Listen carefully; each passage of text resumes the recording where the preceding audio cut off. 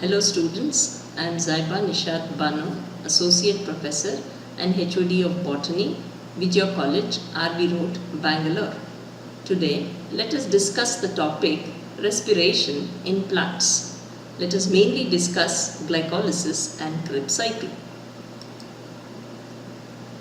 The word respiration is derived from the Latin word respirare, which literally means to breathe.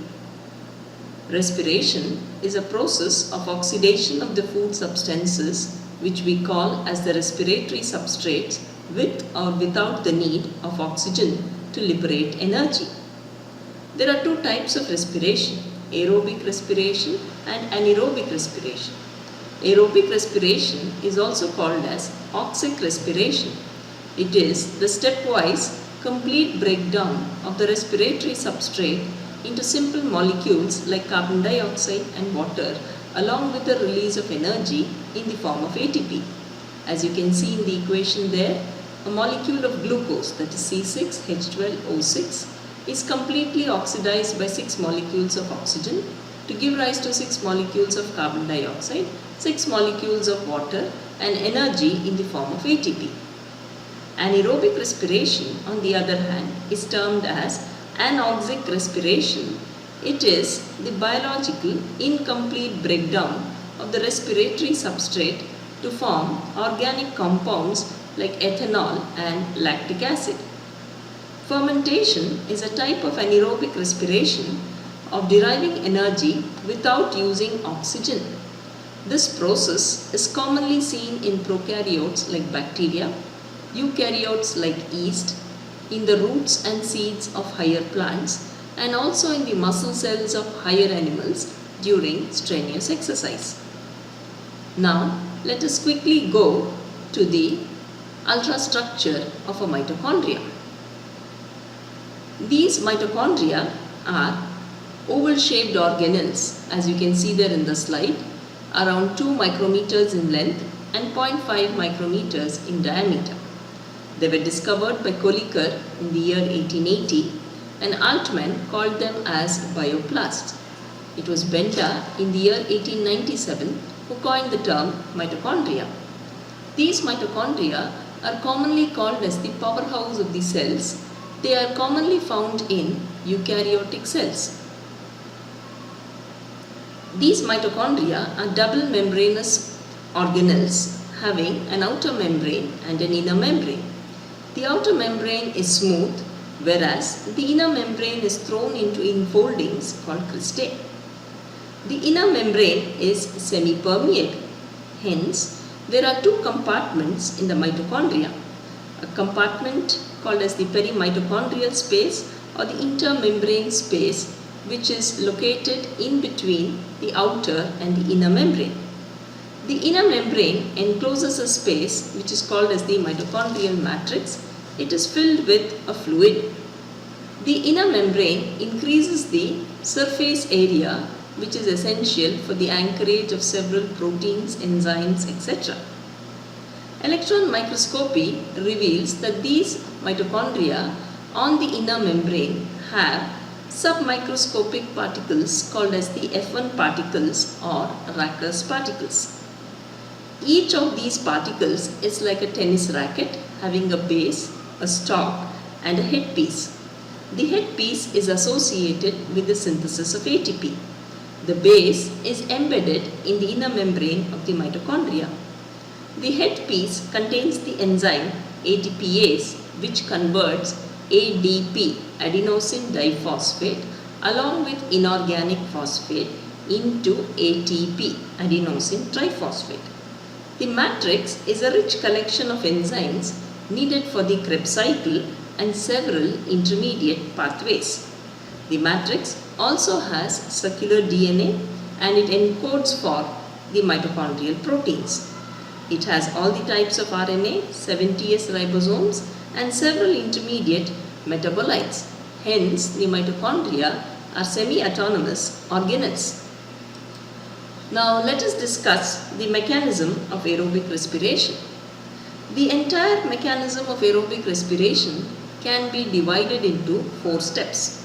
The first step is glycolysis, The second one is the oxidative decarboxylation of pyruvate. The third step is the Krebs cycle. And the fourth step is the electron transport chain. Now let us discuss the glycolytic pathway as you can see in the slide. Now in this pathway, you can see in the slide, glucose is completely broken down into pyruvate or pyruvic acid. It is actually broken down into two molecules of pyruvic acid, which is a 3-carbon compound. A series of reactions take place till the pyruvic acid molecule is formed, and these reactions are catalyzed by several enzymes. The glycolytic pathway is also called as the EMP pathway or Embden-Meyerhof-Parnas pathway in honor of the scientist who discovered this entire chain of reactions. It is the first set of reactions in aerobic respiration, and the glycolytic pathway is common to both aerobic and anaerobic respiration and can proceed in the absence of molecular oxygen. Now let us study the different steps in the glycolytic pathway. In the first step, as you can see in the slide, glucose is converted to glucose 6-phosphate by the action of the enzyme hexokinase. Here, a molecule of ATP is broken down into ADP and inorganic phosphate. The inorganic phosphate is added on to glucose to convert it to glucose 6-phosphate. Glucose 6-phosphate gets converted into its isomer fructose 6-phosphate by the action of the enzyme phosphoglucoisomerase. Fructose 6-phosphate is converted to fructose 1,6-diphosphate by the action of phosphofructokinase. ATP is broken down into ADP and PI. Hence, fructose 6-phosphate gets converted to fructose 1,6-diphosphate. Now the enzyme aldolase breaks fructose 1,6-diphosphate into two 3-carbon fragments, namely dihydroxyacetone phosphate and glyceraldehyde 3-phosphate. These two molecules, that is dihydroxyacetone phosphate and glyceraldehyde 3-phosphate, are isomers of each other. Thus, with the formation of these two 3-carbon fragments, the pathway starting from glucose till here, it is termed as the preparatory stage, where two molecules of ATP are consumed to give us two portions of a 3-carbon compounds which are isomers of each other. Now the entire set of the glycolytic pathway proceeds from glyceraldehyde 3-phosphate till we get the formation of pyruvic acid. This stage is actually called as the payoff stage. Payoff stage because ATP is produced during this process. Dihydroxyacetone phosphate gets converted to glyceraldehyde 3-phosphate. The enzyme glyceraldehyde 3-phosphate dehydrogenase converts glyceraldehyde 3-phosphate into 1,3-diphosphoglyceric acid. During this process, NAD is converted to NADH2. Inorganic phosphate is added in the process to convert glyceraldehyde 3-phosphate to 1,3-diphosphoglyceric acid. The newly created high-energy phosphate bond of 1,3-diphosphoglyceric acid is now used to synthesize ATP in the next step, where 1,3-diphosphoglyceric acid by the action of phosphoglycerokinase gets converted to 3-phosphoglyceric acid with the formation of an ATP molecule. This step is also called as substrate level phosphorylation. Now, 3-phosphoglyceric acid by the action of phosphoglyceromutase gets converted to 2-phosphoglyceric acid. Now, 2-phosphoglyceric acid gets converted to phosphoenol pyruvate by the elimination of a molecule of water by the action of enolase. Phosphoenol pyruvate now gets converted to pyruvic acid by the action of pyruvate kinase. During this step also, ADP is converted to ATP by the action of pyruvate kinase. Hence, in this part of glycolytic pathway, that is from glyceraldehyde to the formation of pyruvic acid, we get the generation of two molecules of ATP. Since this pathway comes down again, repeats again when dihydroxyacetone phosphate gets converted to glyceraldehyde 3-phosphate, totally we end up with the formation of 4 molecules of ATP. Now let us discuss the energy yield in glycolysis. As we have already understood, the first half of glycolysis is the preparatory stage. Now during the preparatory stage, 2 molecules of ATP are used up.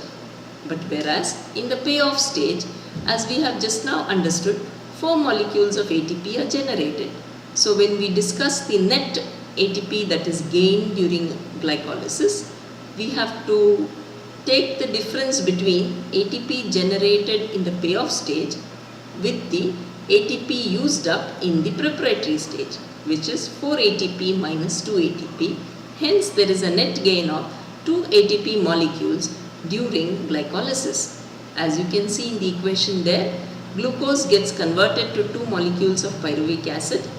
We have a net gain of 2 ATP, 2 NADH are formed along with the formation of 2 molecules of water. Now the pyruvic acid, which is the end product of glycolysis, has 2 pathways. Under anaerobic conditions, as I had explained in my first slide, it can get converted to ethyl alcohol and carbon dioxide or into lactic acid. While in the aerobic conditions, it enters into the citric acid cycle by getting itself converted to acetyl coenzyme A. Now let us move to the next step of aerobic respiration, which is the oxidative decarboxylation of pyruvate. Now as you can see here in the slide, you can see that it is the Krebs cycle. In the initial part of the Krebs cycle, you can see the end product of glycolysis, which is pyruvic acid.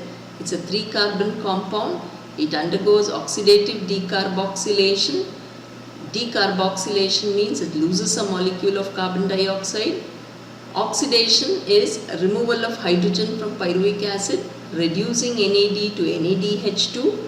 Along with the incorporation of coenzyme A, pyruvic acid gets converted to acetyl coenzyme A.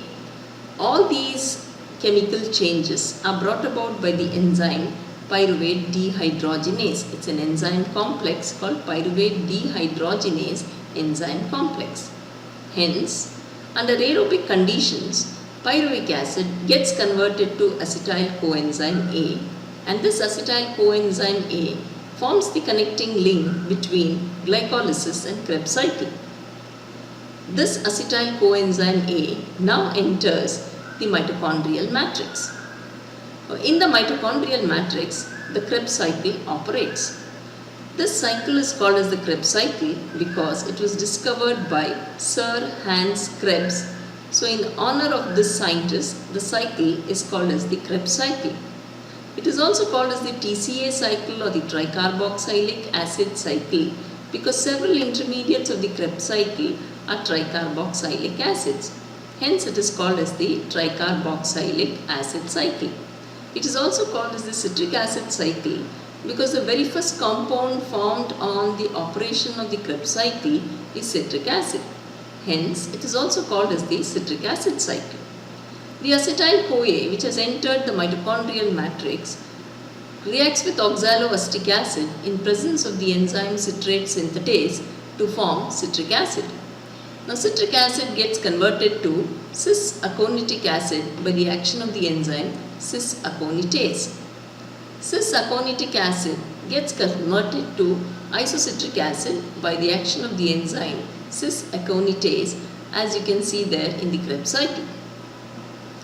Isocitric acid undergoes a dehydrogenation reaction where NAD is converted to NADH by the action of the enzyme isocitrate dehydrogenase. Isocitrate now gets converted to oxalosuccinic acid. The enzyme oxalosuccinate decarboxylase removes a molecule of carbon dioxide from oxalosuccinic acid and converts it to alpha-ketoglutarate acid. Alpha-ketoglutarate acid undergoes an oxidative decarboxylation reaction losing hydrogen to NAD, while NAD gets converted to NADH2, and it also loses a molecule of carbon dioxide, and alpha-ketoglutarate gets converted to succinyl-CoA. This is brought about by the action of the enzyme alpha-ketogluteric acid dehydrogenase. Now, succinyl-CoA gets converted to succinic acid by the action of the enzyme succinyl-thiokinase. As you can see there, this is also an example of substrate level phosphorylation where GDP plus PI, that is inorganic phosphate, is converted to GDP. In plants, directly ATP is formed. Now, succinic acid is converted to fumaric acid by the action of the enzyme succinate dehydrogenase. Now, before this can happen, succinic acid, which is formed from succinyl-CoA, before it can get converted to fumaric acid, loses the coenzyme A part, which again goes back into the reaction which preceded the formation of succinyl-CoA. Now, succinic acid by the action of succinic dehydrogenase gets converted to fumaric acid. Here, FAD accepts the hydrogen and gets converted to FADH2. It gets reduced to FADH2. Fumaric acid by the action of fumarase takes up a molecule of water and gets converted to malic acid. In the last step of Krebs cycle, malic acid by the action of malate dehydrogenase loses hydrogen to NAD. NAD gets converted to NADH2 and results in the formation of oxaloacetate. So, oxaloacetic acid is regenerated at the end of the Krebs cycle. Now it is ready to accept another acetyl-CoA molecule and start the Krebs cycle again. So, for every pyruvic acid that is formed, this is how one turn of the Krebs cycle operates. So, at the end of glycolysis, we have got 2 pyruvic acid molecules.